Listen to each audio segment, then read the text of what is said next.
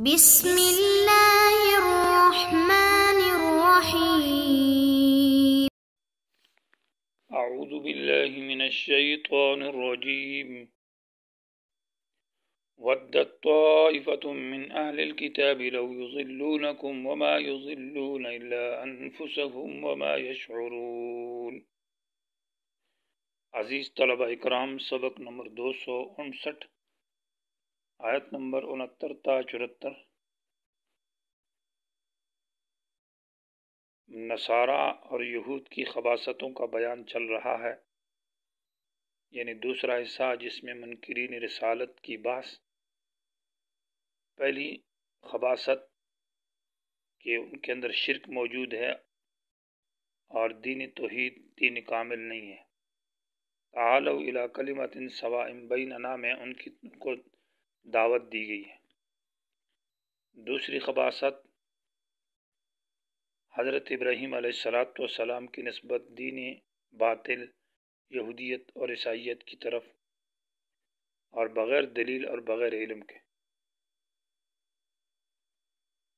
یہ تیسری خباثت کا بیان ہے ودت طائفۃ من اہل الکتاب، آیت نمبر 69 کے اندر،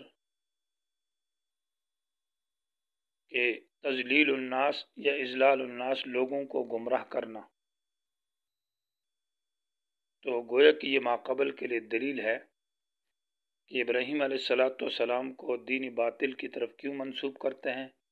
مقصد یہ ہے کہ لوگوں کو گمراہ کرنا ہے، یا ماقبل کا مقصد بیان کیا جا رہا ہے کہ پہلے جو شبہات انہوں نے کی ہے، ان شبہات کا مقصد یہی ہے کہ لوگوں کو دین حق، دین توحید، دین اسلام سے گمراہ کرنا، دور کرنا۔ اور یہ لوگوں کو تو گمراہ کرتے ہیں، لیکن در حقیقت یہ خود اپنی گمراہی ہے۔ تو ودت طائفۃ، چاہتے ہیں، تمنا کرتے ہیں ایک جماعت اہل کتاب میں سے۔ دلی تمنا معنی یہ ہے کہ کوشش کرتے ہیں اور اس کے لیے محنت دوڑ بھاگ کرتے ہیں۔ اہل کتاب کی ایک جماعت لو یضلونکم، تمہیں گمراہ کرنے کی۔ لو مصدریہ ہے، معنی اضلالکم، یعنی تم کو گمراہ کرنے کی اور مرتد کرنے کی کوشش کرتے ہیں، اور کہتے ہیں کہ ابراہیم علیہ السلام تو دین یہودی یا عیسائیت پر تھا، لہذا ہمارا دین سچا اور حق ہے، اس نبی کے دین سے ہٹ جاؤ۔ گویا کہ یہ دوڑ دھوپ اور یہ کوشش میں لگے ہوئے۔ لیکن وما یضلون، در حقیقت یہ گمراہ نہیں کرتے الا انفسهم، مگر اپنے آپ کو۔ اس لیے کہ جب ایک آدمی دوسرے کو کلمہ کفر اور کلمہ شرک بتاتا ہے اور کفر کی تلقین کرتا ہے، تو وہ گویا کہ خود پہلے مرتد اور کافر ہے۔ دوسروں کو کفر کی ترغیب اور شرک کی طرف ترغیب بلانا، یہ گویا کہ وہ اب خود تو گمراہ ہو گیا ہے۔ وہ دوسرے نے اگر کلمہ کفر کہا تو کافر ہوگا، اگر نہیں کہا تو کافر نہیں ہوگا، لیکن یہ آدمی تو کافر ہو جائے گا۔ اس لیے فرمایا وما یضلون الا انفسهم، یہ گمراہ نہیں کرتے مگر اپنے آپ کو، اور وما یشعرون، یہ سمجھتے نہیں ہیں کہ یہ ہم گمراہ ہو رہے ہیں یا نہیں۔ یا اہل الکتاب، آیت نمبر 70 کے اندر ان کی چوتھی خباثت کا ذکر ہے کہ کفر بالآیات، یعنی ترک العمل۔ تورات کے اندر جو آیتیں توحید کے بارے میں ہے یا حضرت ابراہیم علیہ السلام کے بارے میں ہے، آخری نبی کے بارے میں جو آیتیں ہیں، ان کے اوپر ان کا عمل نہیں ہے، اور گویا کہ وہ آیات 12 عقیدے کے بارے میں ہے۔ تو عقیدے کی آیات پر عمل نہ کرنا، یہ گویا کہ کفر ہے۔ تو یا اہل الکتاب، اہل کتاب، لما تکفرون، کیوں انکار کرتے ہو، بآیات اللہ، اللہ کی آیات سے۔ وہ آیات جو تورات کے اندر ہے شان ابراہیم اور آخری نبی کے بارے میں، اور اسی طرح توحید کے بارے میں، تو ان آیات سے انکار کرنا۔ یہاں کفر سے کفر عملی مراد ہے، ترک العمل، اور عقیدہ کی آیات کے اوپر ترک العمل جو ہے، آیات توحید اور عقیدہ کی آیات کے اوپر ترک العمل، یہ کفر ہی ہے۔ وانتم تشہدون، مانا انتم تعلمون، حالانکہ تم جانتے ہو کہ یہ سچا نبی ہے اور ابراہیم علیہ السلام دین توحید پر تھے، اور دین توحید یہ دین حق ہے۔ یا اہل الکتاب لم تلبسون الحق بالباطل، یہ 5ویں خباثت ہے۔ معنی یہ ہے کہ دینی حق کو دینی باطل کے ساتھ خلط ملط کرنا، اور اس آیت کی تفصیل سورہ بقرہ کے اندر ذکر ہو چکی ہے۔ لا تلبسوا الحق بالباطل، تلبیس الحق اور کتمان حق کی تفصیل اور اس کی صورتیں۔ یہاں صرف اضافہ ہے، وہاں یہ کہ حق اور باطل کو مت ملاؤ، اور یہاں کہتے ہیں اب جو عمل کیا ہے اس عمل کے اوپر زجر اور ڈانٹ ڈپٹ ہے کہ ایسا کیوں کرتے ہو۔ اہل کتاب لم تلبسون، کیوں ملاتے ہو حق کو باطل کے ساتھ، خلط ملط کرتے ہو، اور وتکتم الحق، اور حق کو چھپاتے ہو۔ کوئی کہ کتمان تلبیس حق یہ مستلزم ہے کتمان حق کو، تو حق کو چھپانا، نہ بیان کرنا، جو آخری نبی یہ نبی برحق ہے اور دین توحید دین کامل ہے، اس کو تم نے چھپایا ہوا ہے۔ وَأَنْتُمْ تَعْلَمُونَ، اور تم جانتے ہو۔ یہاں تعلمون اس لیے کہا کہ یہ تلبیس کرنا، حق کو باطل کے ساتھ ملانا اور حق کو چھپانا، یہ علماء کا کام ہے، اس کے لیے علم ضروری ہے، اس لیے وَأَنْتُمْ تَعْلَمُونَ کہا۔ وَقَالَتْ طَائِفَةٌ مِّنْ أَهْلِ الْكِتَابِ، یہ خباثت نمبر 6 ہے۔ اس کا حاصل یہ ہے کہ المکیدۃ فی ارتداد الناس، المکیدہ معنی فراڈ اور دھوکہ کرنا لوگوں کے گمراہ کرنے میں، یعنی ہیلہ سازی اور ہیلے بنانا، اور تاکہ لوگ گمراہ اور لوگوں کو مرتد کیا جائے، یعنی ارتداد الناس، لوگوں کو مرتد کرنا۔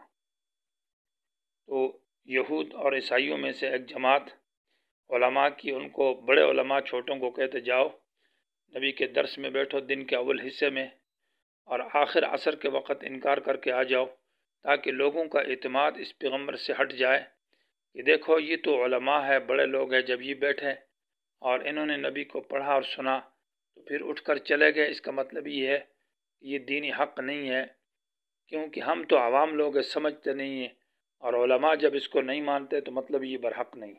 اس طرح لوگوں کا اعتماد اس سے اٹھے گا اور لوگ اس سے بھاگ جائیں گے، تو اس طرح کے لوگوں کو مرتد کیا جا رہا تھا۔ لیکن صحابہ کرام کا ایمان تو تقلیدی ایمان نہیں تھا کہ وہ تشکیک مشکک سے زائل ہو جاتا، وہ تو نبی کے اوپر ایمان، وہ ایمان مضبوط ایمان تھا، علم الیقین تک پہنچا تھا، اس لیے ان پر اس چیز نے کچھ اثر بھی نہیں کیا۔ وقالت طائفۃ من اہل الکتاب، اور اہل کتاب کی ایک جماعت نے کہا کہ آمنو، ایمان لے آؤ، بالذی، اس چیز پر انزلہ جو اتاری گئی ہے، علی الذین، ان لوگوں پر، آمنو جو ایمان لائے، وجہ النہار من اول النہار، وجہ کے معنی پیچھے گزر چکے ہیں، اور ان میں سے یہ معنی یہاں پر وجہ بمعنی اول النہار کے، دن کے ابتدائی حصے میں ایمان لے آؤ۔ وکفرو، اور ایمان لانے سے مراد یہ کہ اظہار الایمان ہے، وہ تو ایمان نہیں لاتے تھے نبی پر، یعنی اپنا ایمان کو ظاہر کرو، حقیقت میں وہ نہ نبی کو مانتے نہ دین کو مانتے، لیکن یہاں پر آمنو کا معنی یہ ہوگا کہ ایمان کو دن کے شروع میں نبی پر ظاہر کر دو کہ ہم بھی ایمان لائے، اگرچہ دل میں نہیں۔ وکفرو، اور انکار کو پھر کرو، یعنی انکار کو بھی ظاہر کرو، آخرہ، آخر النہار، دن کے آخر میں۔ مقصد کیا ہے؟ لعلہم یرجعون، تاکہ یہ لوگ نبی کے دین سے واپس آ جائیں اور ہٹ جائیں۔ گویا کہ لوگوں کو مرتد کرنے کا یہ ایک مکیدہ، ایک ہیلہ اور ایک سازش کی جا رہی تھی، لیکن وہ ان کا ایمان مضبوط ایمان تھا، اس لیے اس چیز کا ان پر کوئی اثر نہیں ہوا۔ وَلَا تُؤْمِنُوا، یہ خباثت نمبر 7 ہے، اور اس کا حاصل ہے وصیت بالدین الباطل، دین باطل کے اوپر وصیت کرنا کہ ہمارے دین سے کسی اور دین کی طرف نہ جانا۔ گویا کہ اس کو تعصبی دینی اور تحزبی دینی کہا جائے گا، کہ دین کے اندر دین کو منحصر کرنا اپنے آپ کے اندر، اور اپنی حزب مخالف جماعت بنانا، تو یہ گویا کہ تعصبی دینی، جس کو تعصب قومی یا تعصب لسانی کہا جاتا ہے، جس طرح وہ برا ہے تو تعصبی دینی بھی یہ بری چیز ہے۔ اور اس کا عطف کیا ہے ماقبل پر، اور یہ ماقبل کے لیے نتیجہ ہے کہ شروع میں ایمان لیا اور آخر میں انکار کرو، معنی یہ ہے کہ یعنی ہمارا ہی مذہب جو ہے یہ سچا مذہب ہے، اور ہمارا دین برحق دین ہے، حق اور دین کامل یہ منحصر ہے ہمارے اندر، ہمارے سوا کسی اور کے اندر دینی حق اور سچا دین موجود ہی نہیں۔ کتاب بھی ہمارے پاس، دین سماوی بھی ہمارے پاس، اور صحیح مذہب بھی ہمارے پاس ہے، ہم ہی ٹھیک ہیں، ہمارے علاوہ کسی دوسرے کے پاس ایسا دین، ایسی کتاب موجود نہیں ہے۔ تو گویا کہ لوگوں کو غلط وصیت کر رہے ہیں، غلط بات کی تاکید کر رہے ہیں۔ وَلَا تُؤْمِنُوا کا عطف آمنو پر ہے کہ ایمان لاؤ اس کتاب پر، یعنی ایمان کو ظاہر کرو۔ وجہ النہار تو اب کا وَلَا تُؤْمِنُوا یہ اس پر عطف ہے، ایمان نہ لاؤ الا لمن مگر اس آدمی کے اوپر تبع دینکم جو تمہارے دین کی پیروی کرے۔ معنی وَلَا تُؤْمِنُوا کسی کی بات پر یقین نہ کرو۔ لا تؤمنو یہاں کے صلے میں لام آیا ہے، معنی تصدیق کرنا، یقین کرنا، کسی بات ماننا۔ معنی مت مانو، مت یقین کرو کسی کی بات پر الا لمن مگر اس آدمی کی بات پر یقین کرو یا اس کو مان لو تبع دینکم جو تمہارے دین کی پیروی کرتا ہے، کیونکہ حق ہمارے ہی اندر منحصر ہے اور ہمارے دین والے جو لوگ ہیں وہ برحق ہے، ان کے علاوہ کسی اور کی بات مت مانو۔ قل میں ان کے اس بات کی تردید کے لیے اللہ تبارک و تعالی نے یہ درمیان میں جملہ معترضہ ہے، قل کہہ دیجئے اے پیغمبر ان الہدا بے شک ہدایت اور بے شک دین حق اور سچی ہدایت اور سچا دین، ہد اللہ وہ اللہ کی ہدایت ہے، معنی اللہ کی وحی ہے۔ ان الہدا معنی دین حق، ہد اللہ اللہ کی ہدایت ہے، معنی جس ہدایت اللہ سے مراد وحی ہے، اللہ نے جس چیز کو وحی کیا ہے وہ برحق دین ہے اور وہ سچا ہے۔ اور وہی جو ہے وہ قرآن اور حدیث نبی علیہ السلام کی باتیں اور قرآن ہے، آسمانی کتابیں جو وہ ہے، تو یہ دین حق ہے، یہ جس کے پاس ہوگا وہ برحق اور سچا ہوگا۔ گویا کہ یہ جس کے پاس ہے تو وہ ٹھیک ہے، جس کے پاس یہ نہیں ہے تو وہ اگر حقانیت کا دعویٰ کرتا ہے تو وہ جھوٹ بولتا ہے۔ ان یؤتی احد مثل ما اوتیتم یہاں حمزہ استفہام محذوف ہے، ان یؤتی احد مثل ما اوتیتم یہ گویا کہ پہلی والی بات کی تاکید کی جا رہی ہے کہ کسی کے بات نہ مانو مگر اپنے دین یعنی ہمارے دین کی۔ اس کی وجہ یہ ہے کہ آئیوتا کیا دیا جا سکتا ہے کسی ایک کو مثل اس کتاب یا اس دین کے اوتی تم جو تم کو دیا گیا۔ یہ تو اصل میں اوتی تم نہیں ہے، اوتینا جو ہمیں دیا گیا، یعنی سب شاگردوں کو خوش کرنے کے لیے اوتی تم کہا ہے، مقصد اوتینا ہے کہ ہم کو جو دین دیا گیا ہے، ہماری جو کتابیں، ہمارا جو دین ہے یہودیت اور عیسائیت، یہ دین کسی کے پاس بھی نہیں ہے اور یہ دین برحق ہے۔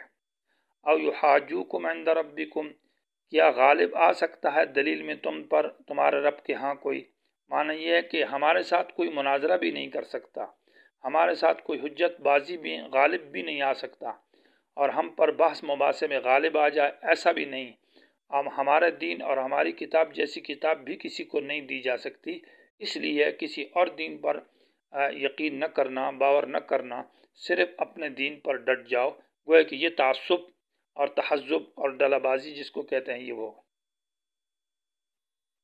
قل کہہ دیجئے ان الفضل اللہ کا فضل، فضل سے مراد اللہ تعالیٰ دنیا کی نعمت دیتا ہے اور بید اللہ اللہ کے ہاتھ میں ہے، اور فضل بمعنی نعمت کے ہیں تو وہ ہے علم اور علم کی توفیق اور تقوی۔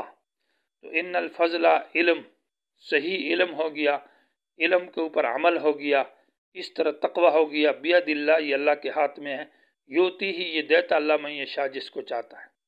تم کہتے ہو کہ ہمارے یہ علم تو اللہ تبارک و تعالی کا فضل اور کرم ہے، جس طرح مال اللہ کا فضل اور کرم ہے، علم اللہ کا فضل ہے، عمل بھی اللہ کا فضل ہے، وہی یہ اللہ تعالیٰ جس کو دے تو دے سکتا ہے، اللہ کی مرضی ہے، یہ منحصر نہیں ہے کسی ایک جماعت کے اندر، کسی ایک شخص میں، تو جس کو اللہ نے دیا اس کے پاس ہوگا۔ ان الفضل بید اللہ یؤتی ہی اللہ دیتا من یشاء واللہ واسع علیم اللہ فراخی پیدا کرنے والا ہے، علیم اللہ جانتا ہے کہ اس علم کا عمل کا مستحق کون ہے۔ یختص برحمتہ خاص کرتا اپنی رحمت کو اللہ تعالیٰ من یشاء جس کے ساتھ چاہتا ہے، یا رحمت سے مراد نبوت ہے تو نبوت تو خاص کسی کو اللہ دیتا ہے، اور فضل عام ہے، اس سے علم، عمل، تقوی اور ہدایت مراد ہے۔ اور واللہ ذو الفضل العظیم اللہ مالک کے فضل عظیم کا، تو یہاں فضل عظیم میں نبوت بھی آ گئی اور علم اور تقوی اور عمل بھی آ گیا، یہ تعمیم مراد ہے آخر میں۔ تو گویا کہ نبوت خاص نہیں ہے تمہارے اندر کہ تمہیں نبوت ملے گی، یا دین حق تمہارے ہی اندر منحصر نہیں، اللہ تعالیٰ کسی اور کو بھی علم دیتا ہے، تقوی دیتا ہے، عمل دیتا ہے، کتاب دیتا ہے۔ اس لیے یہ دعویٰ کرنا کہ حقانیت منحصر ہے ہمارے اندر، یہ بات غلط